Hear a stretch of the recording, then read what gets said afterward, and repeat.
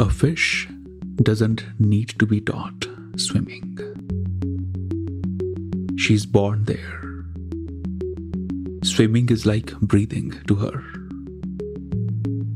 You and I are like that fish too.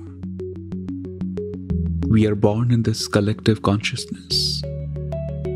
The only difference between us and the fish, we have forgotten how to trust our ability to swim. We have forgotten how to dive deeper into the stream of consciousness. We have forgotten how to dive into the layers of trust, love, abundance. This is a reminder to you, to me, to the whole existence around us, that we'll be fine if we choose to dive into the stream of consciousness. We belong to that truth. We are part of that stream. We'll be safe. We'll be fine. In fact, we'll be blooming when we choose to dive deeper and let go of the familiar. Let go of the known. I am Chandresh Bhardwaj, and this is Leela Gurukul.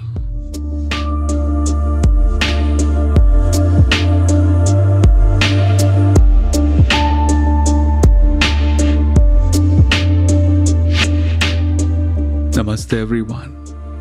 I hope you are feeling relaxed, safe, grounded, creative, wherever you are. It's that time of the year for us. For those who are going to listen to this episode right when it's streaming, this is December 2021. We are leaving a year behind. A year that was filled with mixed feelings. Some people found their truth and courage. Some people lost their truth and courage this year. But that's okay. If you still show up for that hope, for that strength in your heart, that courage and truth is not far away. It's waiting to embrace you. It's waiting for you to be available to it.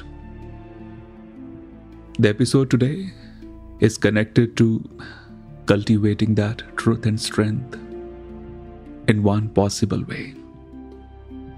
This episode is about how to make the most of your willpower. How to make the most of this abundant consciousness that you are part of. Not just part of, but that consciousness is speaking through you. It's living through you. And it would be a shame if we do not maximize the benefit, the power of that consciousness. It's also that time of the year when your mind might be going through fear, anxiety, when you might be thinking, another year has gone by. When am I going to really be successful? When am I really going to live with courage, live with abundance? The fear, the anxiety will only multiply. And they are usually the signs that we are not centered, that we are not here in this moment, that we are somewhere in the past or in the future. Our first reminder in this episode is to come back to your home, come back to the present moment. This episode is about Sankalpa. Sankalpa is intention. Sankalpa is the conscious desire of your soul. Because you are not here by accident. Even if you sometimes think maybe you were conceived through some random moment of pleasure. But I assure you, there are many people trying to have pleasure or trying to have babies with no pleasure. But the babies are not coming. They're not happening. There is some divine scheme that's making this life energy possible. And you were part of that divine scheme. That's how you were conceived, my friend. And when you were born with this conscious desire of your soul. You were pure. You were uncorrupted. You were brave. You were fearless. I'm calling you, you were brave. You were fearless because you and I know We are not as brave or as fearless as we were when we were little children. Our consciousness was pure, infinite. We felt that we could do anything, we could manifest anything. And yet here we are, trying to figure out the simple truths of life. And we feel we are not ready for adulthood. We are not ready for this journey that's unfolding for us. The first thing to really embrace here is we all have this deep-rooted intention. Intention doesn't belong to the mind. What belongs to the mind is information, identity, memory. Intention belongs to a different dimension. It belongs to your awareness. It belongs to that collective consciousness. Intention is that one thread. One end of it, your awareness is holding, and the other end of it is being held strongly by the collective conscious. What you need to do is understand the science of it so that you can finally change your life for good. I'm calling it conscious desire of the soul because your soul has a conscious desire. We corrupt it through our own choices, by the friend circle we have, by the food we eat, by the thoughts we consume, by the daily actions we choose and not choose. We are shaping our reality every day in every way possible. Before we get into how exactly this power of intention can be utilized, understand that intentions are not goals. Your goals come from your mind. Anything that comes from your mind is going to be rooted in the past or in the future. It's just a memory and imagination disguised as goals. And if you can be brutally honest with yourself, you'll realize that your goals carry a very aggressive energy. Your goals carry a very competitive energy. Your goals don't know how to be independent. Your goals are always in reference to something or somebody. I know people who have goal to write the best-selling book, and then they have 5 reference points that my book has to be as good as this. My book has to be better than my friend's book. If you have a goal of having a beautiful relationship, then again the mind brings in calculation that your relationship has to be better than your sister.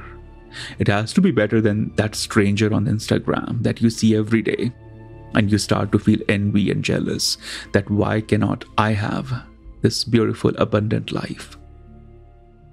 That's where the goals limit you. Your goals are coming from a very limited information. And it's very natural that anything that comes from this limited information will only limit your life. You may accept that limited version of life as a normal, happy, joyful life, but deep down, you will feel this is not my reality. I'm simply trying to replicate a certain idea or a script handed over to me by society. Intentions are also not expectations. Intention and expectation are two very different things. Intention is like planting the seed in a very well-nurtured soil. After you plant the seed, you water it, you take care of it, you make sure the seed does not die. And then the seed will do its job. It will bloom, it will thrive, it will turn into life. But expectation will be you sitting by the soil every single day, creating videos, taking selfies, and putting this unwanted pressure on the seed that you have to grow as the best seed in the planet, or at least in my neighborhood. This is not good. This is how we destroy and butcher our intentions. I'm inviting you to plant intention that's free from the past, that's free from the future, that's free from all the goals, from all the expectations, from all the demands that you're putting on your intentions. Second step is, how do you really plant the intentions? We understood what is intention, but how do you plant it? Your intention has to be clear, simple. If it's not clear and simple, then it's not a good intention, in my opinion. When I left banking, I used to have many intentions. They all were complex. And as a result, I was experiencing a very complex and confused life. And I started hating this science of intention because I thought it's not working. But the truth was, I was not working in alignment to my intentions. And our intention is complex and confused when we are approaching it from fear, when we are approaching it from the mindset of insecurity. You have to embrace and understand that universe has infinite supply of abundance for you. Even if every single person out there has what you want, you will still get what you want. You will still get what you deserve. We don't get what we want, we get what we are. And that's why intentions have to be simple. One of my intention for you is that you cultivate calmness, clarity, and courage every day in every way. And this is the intention that got me out of the complexity of the banking and started cultivating the path of spirituality, the path where I could absolutely live my purpose, the path where I could embrace my calling in the most fearless way. I didn't arrive at it overnight. I wish there was a podcast or a book that could have just perfectly laid out the plan for me, but there wasn't. It was a daily experiment. I had to witness what's not working and what's working. And I realized I just need to keep it simple. That's all. And my intention for all those years was simply cultivating calmness, clarity, and courage. It just helped me to create a way, to create a path, a solution. And that's my intention for you. Of course, if there is any other intention that's speaking strongly to you, go for it. In Leela Gurukul, our major focus is to just work on your intentions. In fact, the entire program is built on the foundation of this intention of calmness, clarity, and courage. And I'll take a quick moment to explain what exactly will be happening in the next cohort of Leela. The next cohort is going to be absolutely powerful. You're going to have 3 teachers to support a very small group. I'll be one of the teachers, and we'll have one spiritual mentor, one accountability mentor for you. In addition, there will be weekly group calls. There will be worksheets. There will be a constant stream of guidance, support, and accountability, so that the struggle I went through, you don't have to go through. The previous 2 cohorts have inspired me deeply, and they taught me how to make this program even more powerful, even more transformational. And what you will experience in the next cohort will be an extremely powerful version of Leela. And I hope by the time you join Leela, you would have already listened to this episode. I hope by the time you dive into your meditations, the taste of intentions is already there in your awareness, and you'll move into it deeply and powerfully. So take some time today. Cultivate your intention. And if it's not coming to you, then please take the intention I'm giving to you, the intention of calmness, clarity, and courage. And final step, when to plant the intentions. Just the way there is a right time to plant the seeds, there is a right time to plant the intentions. You don't just plant them randomly. The 2 most powerful times are right before you sleep and right after you wake up. Right before you sleep means you could be in your bed, you could be tired, about to sleep, and you go through a deep breathing, do your mantra, and invite the intention into your psyche, into your awareness. And next morning when you wake up, you again repeat that. You get out of your bed, sit on a chair or on the floor, take few deep breathings, repeat those intentions, do your mantra, and then start the day. And if you could integrate it in your meditation, that's going to increase the power of your intention by at least 100 times. You will start to feel the power of intention moving as you start to become more clear, more calm, more stronger. Intentions do not make you weak or doubtful or anxious. They liberate you. They make you stronger. They bring you clarity and connection toward yourself. I'll let you meditate on your intention today.